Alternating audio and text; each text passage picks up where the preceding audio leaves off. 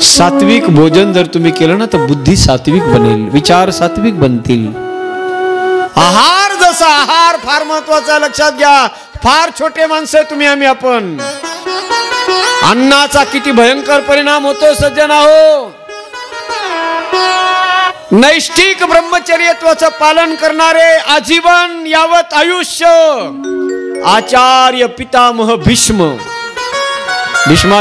भीष्माचार्यासारख्याच्या मनावर जर त्या अन्नाचा परिणाम होतो तर तुम्ही आम्ही कोण आहोत सज्जन. त्या वेळेला भीष्माचार्य शरपंजरी पडलेले, पांडव तिथे गेले. पांडवांना तत्वज्ञान भीष्माचार्य सांगायला लागले. द्रौपदी जोरजोरानं हसायला लागली.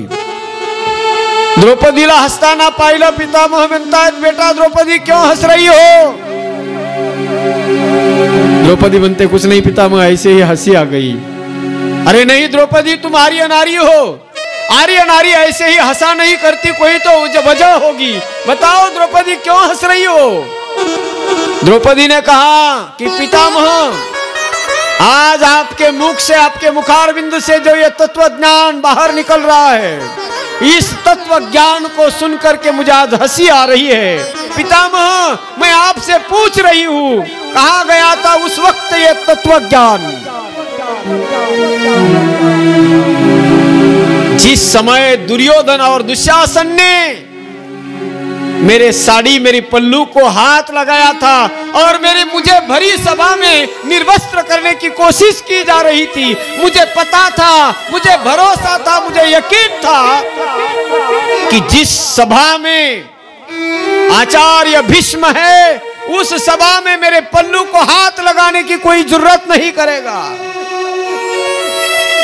लेकिन जब दुर्योधन और दुशासन ने मेरी साड़ी को छू लिया और मेरी साड़ी को खींचकर मुझे विवस्त्र किया जा रहा था, उस समय पितामह मैंने आपके सामने मेरे हाथ फैलाए थे कि बताओ पितामह, बताओ, जिस पत्नी के पति पहले ही द्यूत कर्म में पराभूत हो गए हैं, पराजित हुए हैं, ऐसे पतियों को अपने पत्नी को दांव पर लगाना ये धर्म है कि अधर्म है?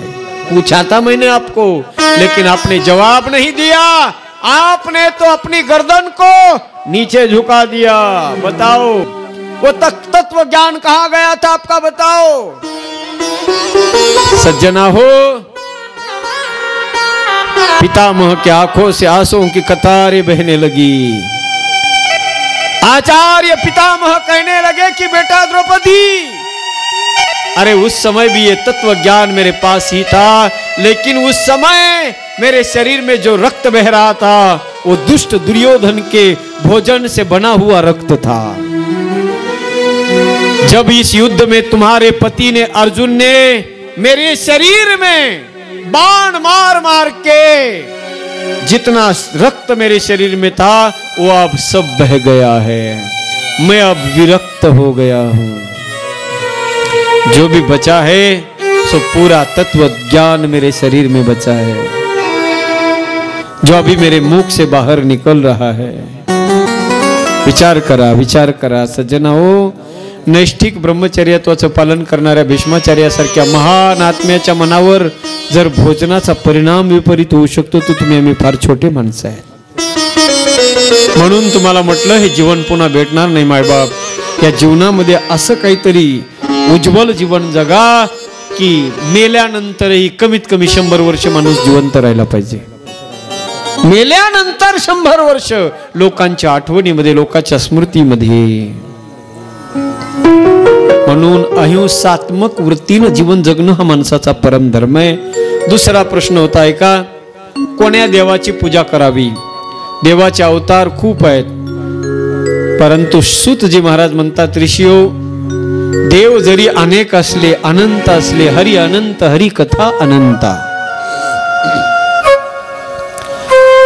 हरी अनंत, हरी कथा अनंता, कही सुनहि बहुविधि सब संता.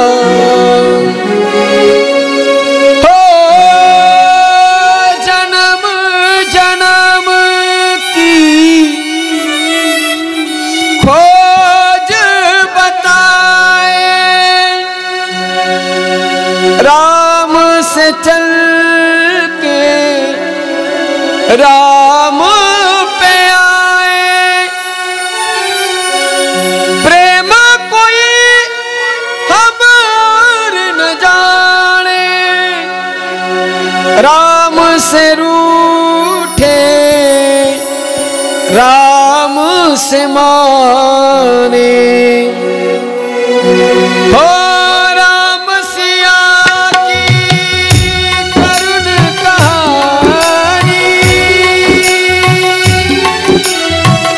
एक है चंदन एक है पानी। राम सिया राम जय जय राम, राम सिया राम जय जय राम।